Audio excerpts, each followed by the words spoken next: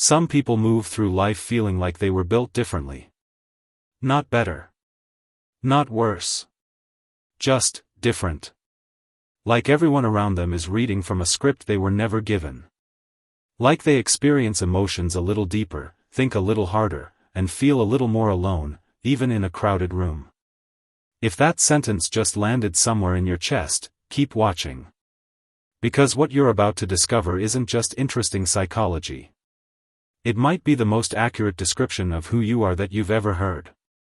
Emotional introduction, 0:30 to 2 o'clock. Here's something most personality tests will never tell you. The rarest personality types in the world aren't rare because they're flawless. They're rare because they carry a very specific combination of traits that most people simply cannot hold at the same time. They feel deeply and think logically. They crave connection and need solitude. They see through people and still choose to believe in them.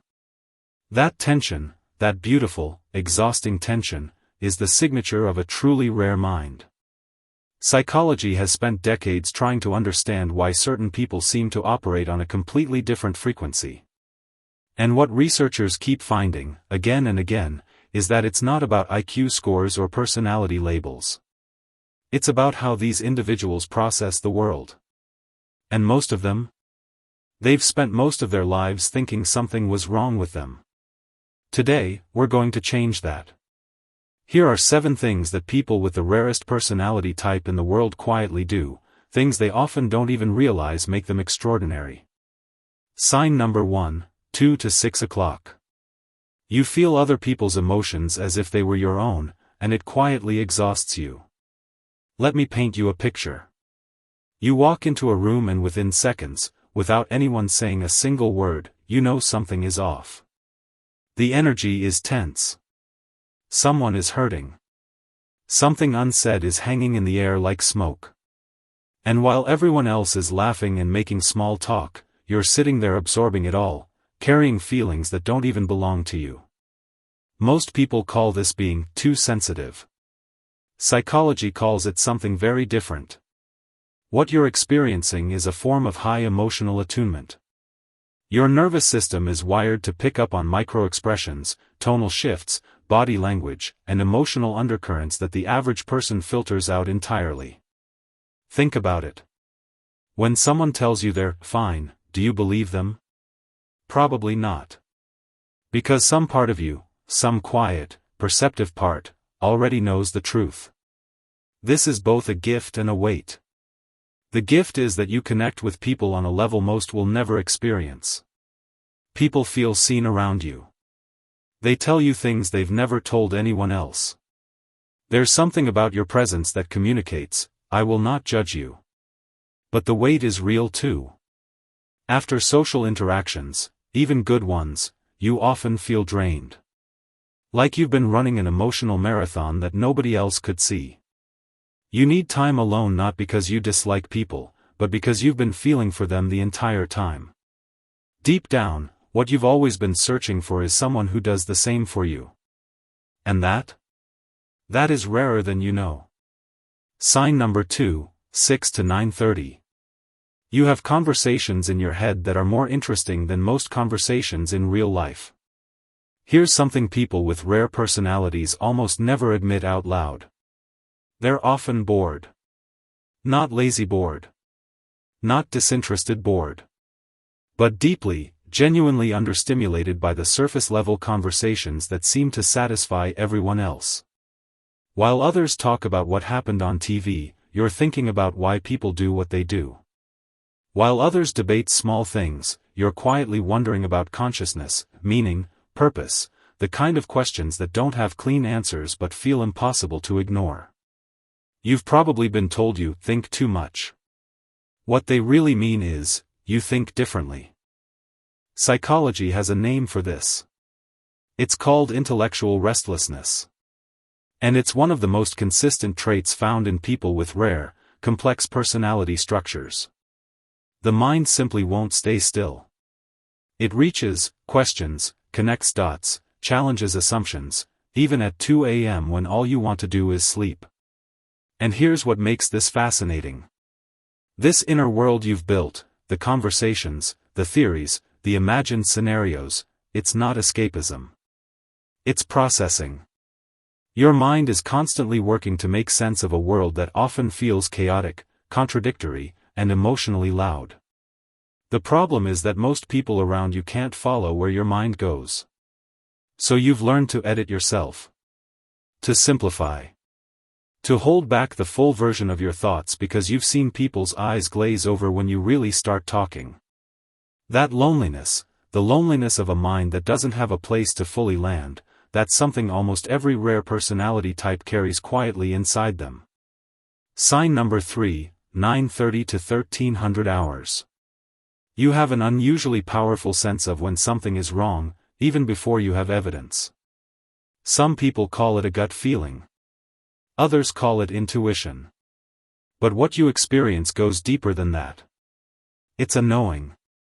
A quiet, unshakable sense that something is off about a person, a situation, or a decision, long before logic catches up.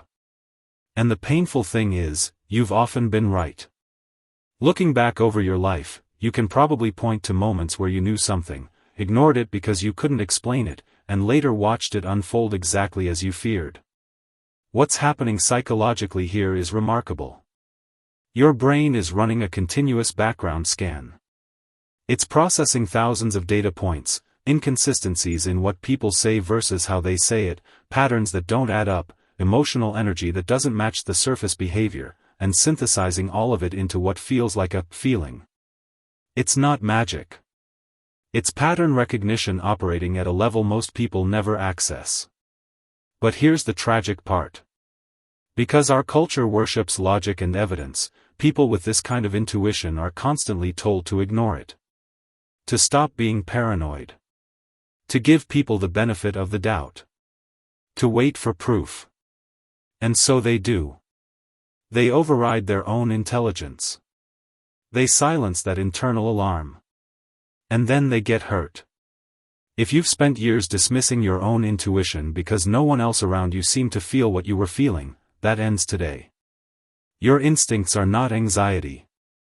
They are not irrationality. They are data. Learn to listen to them. They've been trying to protect you for a long time. Sign number 4, 13 to 1630. You crave depth in relationships, and shallow connections leave you feeling more alone than being by yourself. This one is important. Pay attention. You're not antisocial. Let's get that completely clear. You love people.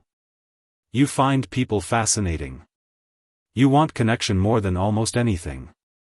But not just any connection. Small talk feels like a performance you're not quite sure how to give. Conversations about the weather, surface gossip, polite nothingness, they don't just bore you, they actually deplete you. Because part of you is always aware of what the conversation could be, what the connection could become, if only people were willing to go a little deeper. Psychology calls this a need for meaningful social engagement. And it's one of the clearest markers of a rare personality type. What you're really searching for, what you've always been searching for, is someone who will sit with you in the hard questions. Someone who wants to know what you actually think, not just what's comfortable to hear. Someone who can handle your depth without feeling threatened by it. Those people exist. But they're rare too. And in their absence, many people with this personality type have made a quiet, unconscious decision: if I can't have real connection, I'd rather be alone.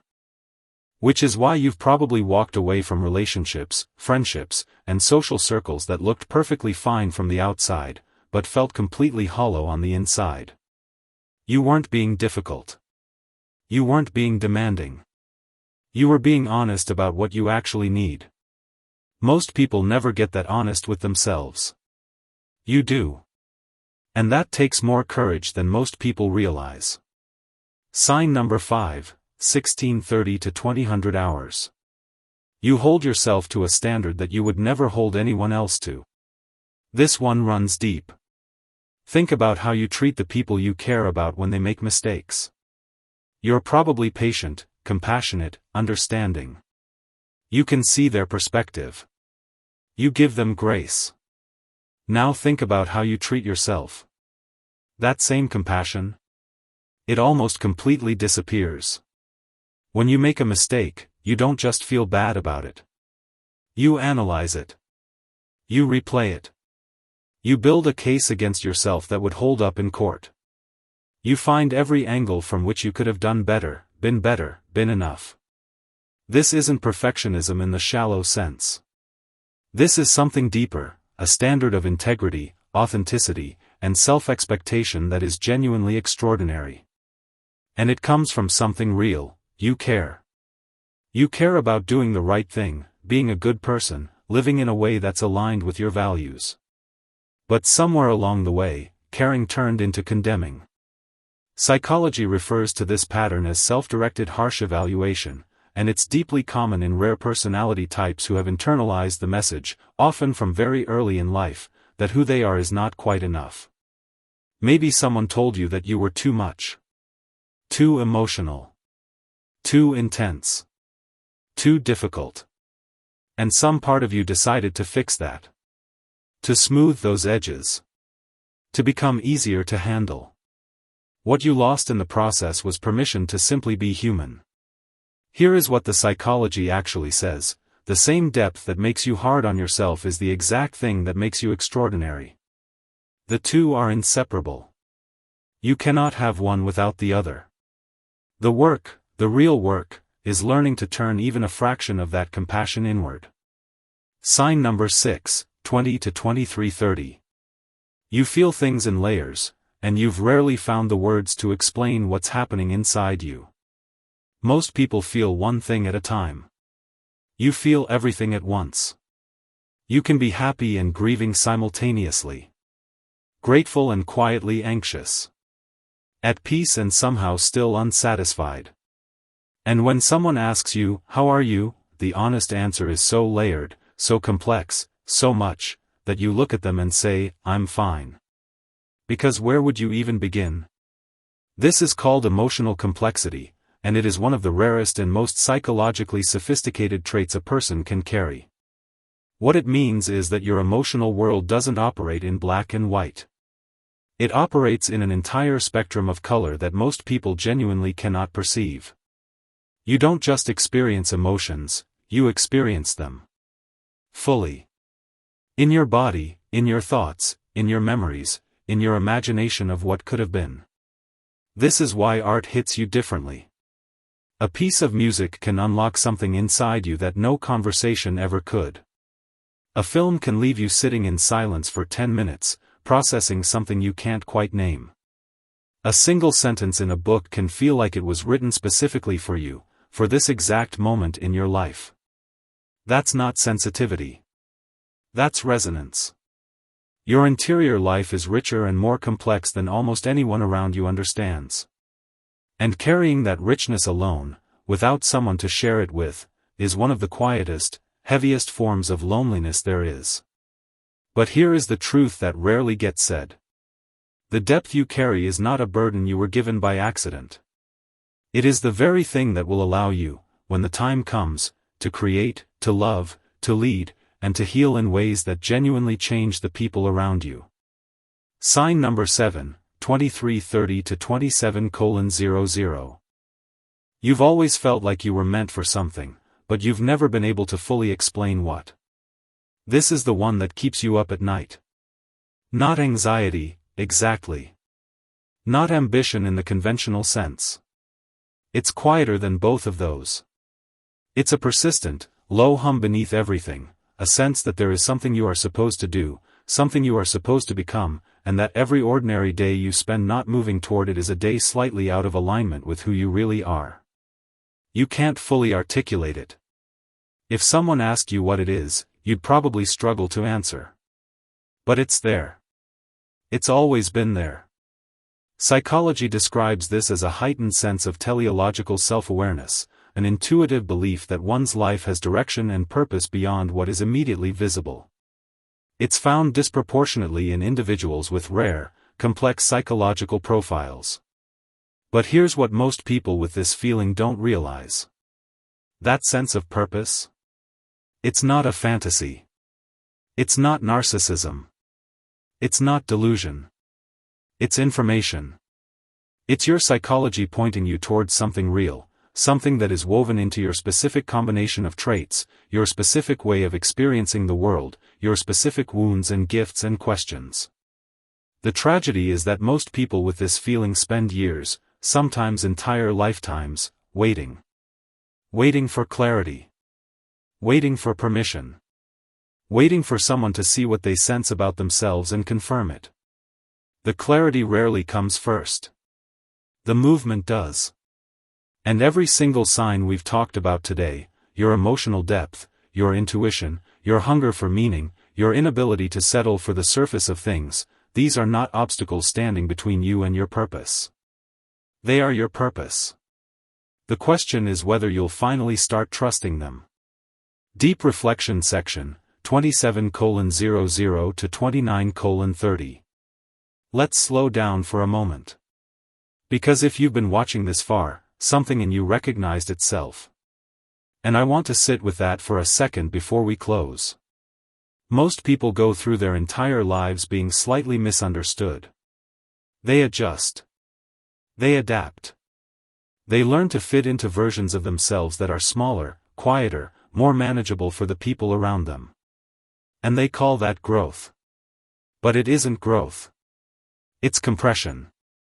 Real growth, for someone with a rare psychological profile, looks almost opposite to that. It looks like expansion. Like slowly, carefully giving yourself permission to take up space. To feel what you feel. To think what you think. To need what you need. It looks like stopping the apology for existing in a particular way. Psychology has consistently shown that individuals with rare personality types experience higher rates of depression, anxiety, and a sense of social isolation, not because something is broken in them, but because they are living in a world that was not designed with them in mind. The systems weren't built for you. The social scripts weren't written for you. The definition of normal was never calibrated to include you. And somewhere deep in your history, you received that message. Maybe directly. Maybe between the lines. Maybe in the way people looked at you, or didn't, when you tried to be fully yourself. What you did with that message shaped everything. But messages can be rewritten. And it starts with this, understanding that what you carry is not a malfunction. It is a design. Powerful conclusion, 29:30 to 32:00. Here is what I want you to walk away with today. The rarest personality type in the world is not defined by a 4-letter code or a number on a test. It's defined by a person who feels more, thinks deeper, questions harder, and loves more fully than the world ever gave them credit for. It's defined by someone who spent years believing their intensity was too much, only to slowly discover that the world's quiet ache is for exactly that kind of person. The world doesn't need more people who have smoothed themselves into comfortable shapes. It needs people who feel the things others have learned to ignore. People who ask the questions others have given up on. People who still believe, despite everything, that real connection, real meaning, and real depth are worth waiting for. That person is you. Not someday. Not when you figure yourself out. Not when you earn it. Right now. As you are. There is nothing to fix. There is only something to understand, and slowly, finally, to accept. Your rare mind, your deep heart, your relentless search for meaning, they are not weaknesses dressed up in philosophical language. They are exactly the things the world needs most. The question that's left, the only question that matters now, is whether you believe that too. Soft call to action. 32:00 to 33:00. If this description felt surprisingly accurate, if at some point during this video you thought, how did they know that, you're not alone. There are more people like you out there than you realize. Most of them are just quiet about it. If this resonated with you, leave a comment below.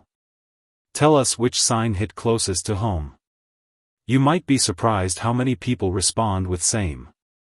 And if you're someone who spent your life being told you're too much, too sensitive, too deep, this channel exists for you.